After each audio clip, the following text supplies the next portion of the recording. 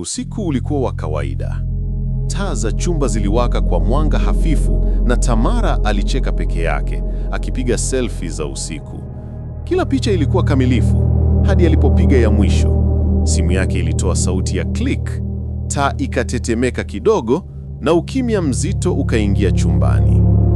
Alidhani ni umeme, hakujua ni mwanzo wa kitu kisicho na mwisho. Asubuhi alipofungua gallery, picha ya mwisho haikumwonyesha yeye. Ilimwonyesha mwingine, mwenye uso ule ule, lakini macho meusi tupu. Alijaribu kuifuta, lakini ikakataa.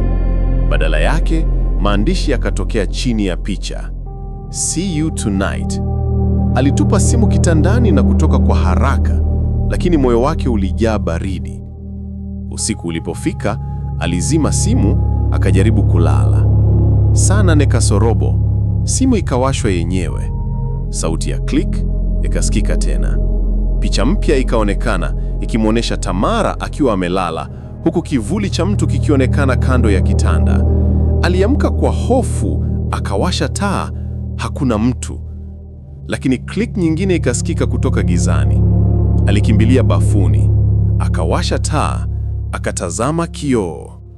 Uso wake ulionekana, lakini kivuli chake kilibaki kutabasamu. Hii si kweli, alijisemea huku akihema. Lakini kioo kikazungumza kwa sauti yake yenye baridi. Nilitaka picha moja tu nzuri, sasa umenipa mwili wote.